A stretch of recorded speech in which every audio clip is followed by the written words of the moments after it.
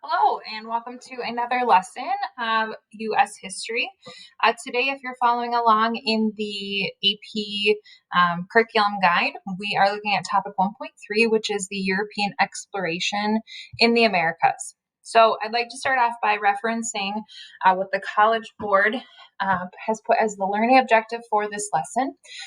Explain the causes of exploration and conquest of the New World by various European nations. So throughout this lesson, that's what you really want to listen to is the causes of that exploration. They also provide a thematic focus for each lesson, and this one would be focused on America in the world. Also within the curriculum guide is an outline for each unit. And for this unit, we are highlighting key concept 1.2, specifically letter A, European nations' efforts to explore and conquer the New World stemmed from a search for new sources of wealth, economic and military competition, and a desire to spread Christianity.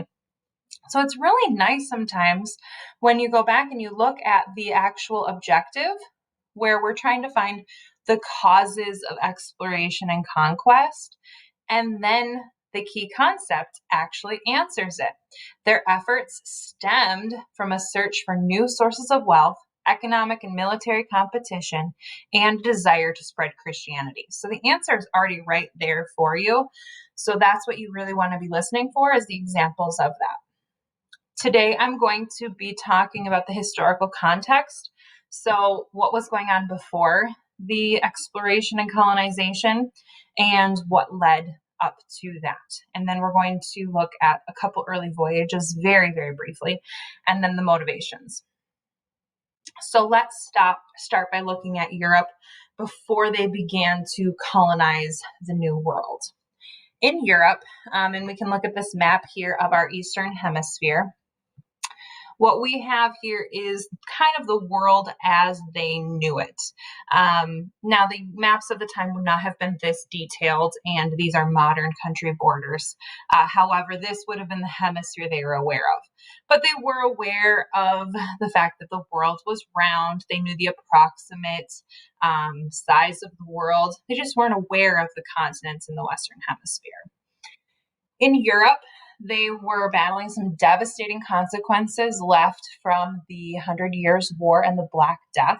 The Black Death on its own killed approximately 1/3 of the European population. So in these medieval years, they were really in survival mode. There wasn't a lot of innovativeness or exploring beyond one's area because they were stuck in survival. Additionally, there was widespread poverty caused by the feudal system. So if you've already taken world history, you are aware of feudalism.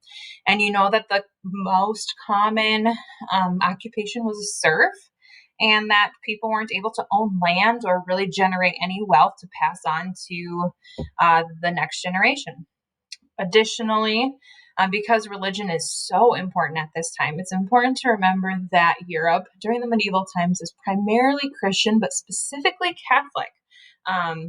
Not all Christians are going to get along, and you'll see that as we move through this lesson and into subsequent lessons as well.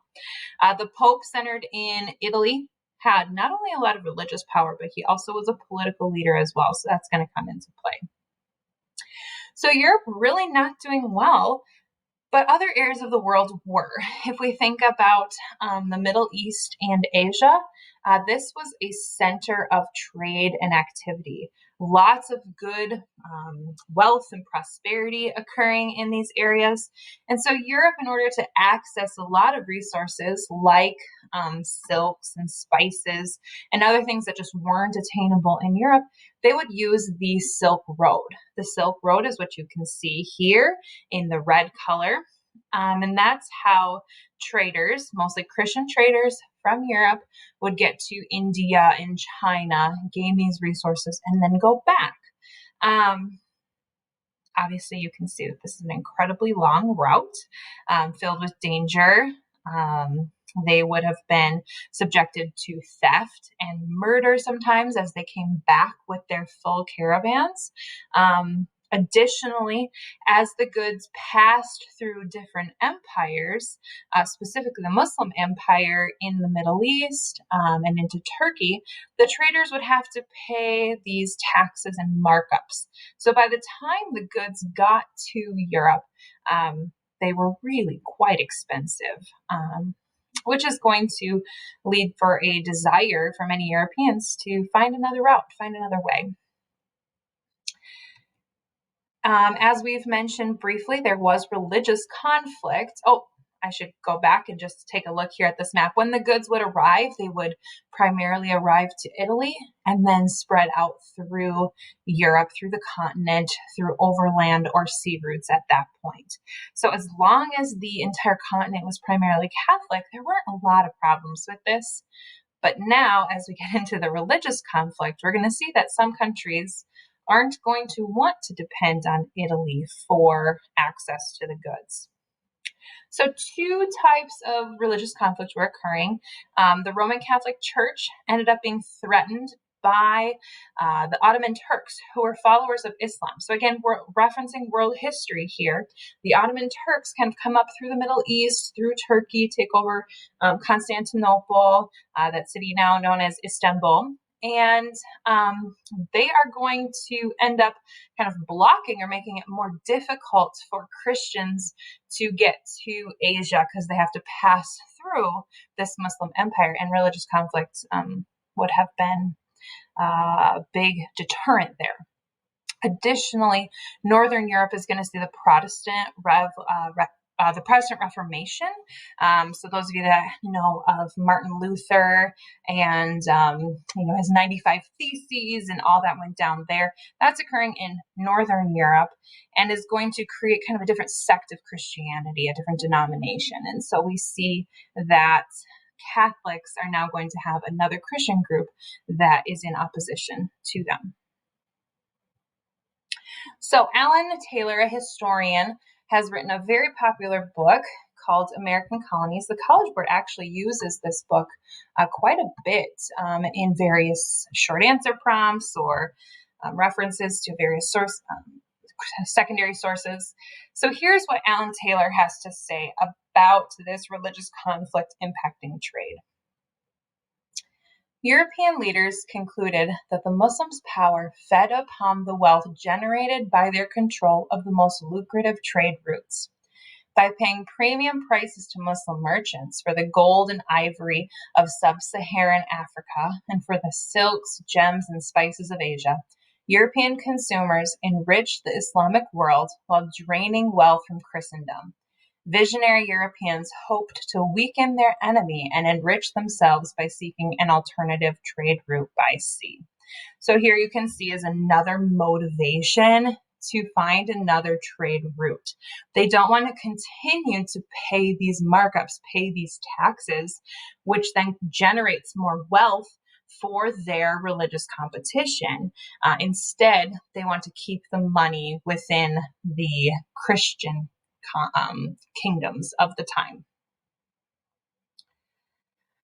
So what would have prevented Europeans from accessing Asian goods by sea? A couple things really is the ships were not made to withstand the currents. So there would not have been a way with the current ships for the Europeans to travel that long way and maintain enough supplies, food, water, etc., to keep the sailors alive. Because of the type of the sail they had a difficult time navigating, and so they would have to stay very close to Africa as they went around that route, and that often led to death on the banks, various difficulties there. So really, these ocean currents and the type of ships they had made it very challenging to get very far. But we see some advancements take place in as we start to get past the 100 Years' War, as Europeans start to get past the devastating impact of the Black Death. The Renaissance and scientific revolution take off, and this is a time of explosion in the arts, in literature, in science, in these areas where people are no longer just focused on survival, but they begin to become more curious. They generate a curiosity about what's out there. And so that curiosity, the printing press, creating literature that everyone can read and access really is the catalyst for the exploration. We see new technologies being developed. You don't really need to be aware of a lot of these things, but as you can see, the sails have shifted to a triangle. They're going to relocate the rudder. They're able to have tools to navigate longitude and latitude more effectively. All of these things are going to allow them to make a longer journey, go from Europe around the Horn of Africa to Asia. And who was the first to do this? It is Vasco da Gama. So Vasco da Gama was a Portuguese explorer. We do see the Portuguese, a very small country, but they're really going to be the primary first explorers. Vasco da Gama is going to make it around the Horn of Africa to India and back. And what we'll get into in another lesson is how the Portuguese then really infiltrated Africa and began that transatlantic slave trade. So we'll touch on that in another lesson, but I did want to mention that is one of the major effects of this exploration. So da Gama explores, he reaches India, realizes that it is possible to go from Europe to Asia by sea, and that sparks the age of exploration. Other countries, in hopes to find faster routes, begin also exploring. Now, in this lesson, we aren't going to get into these explorers, but as you can see, different countries ended up focusing on different parts of the New World, and trying to find those various sea routes. So that age of exploration has begun, but we want to take it back to that objective. What were the motivations? We've referenced them, but let's clearly state them now. A lot of historians help you to remember this by calling it the 3 Gs: God, gold, glory. So in regards to the God motivation, it really has a religious fervor. So there's this competition between Catholics and Protestants. There's this competition between Christians and Muslims for being the greatest religion. And so that religious fervor leads them to want to convert natives. Again, when we get into our lesson on the conquest of the Spanish Empire, we'll really discuss whether that was a true motive or not. There were definitely some missionaries who went along, but this really was a farce for these other 2 motives, gold and glory. Gold does not just mean gold. It means profit. It means wealth.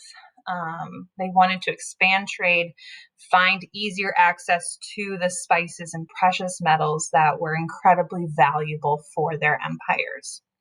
And then there's the glory. This can be individual and also national. So kind of that idea of nationalism is beginning to come here. Individual explorers like Hernan Cortez or Christopher Columbus would have wanted their names to be in the history books, to be remembered, to have something that their family could gain fame from. They wanted to have power, so when they come to the New World and they create their, they have the system with the conquistadors and the encomienda system, they're going to obtain a lot of individual power that they may not have been able to access in Europe due to the feudal system and other characteristics. And then just really bringing that national pride.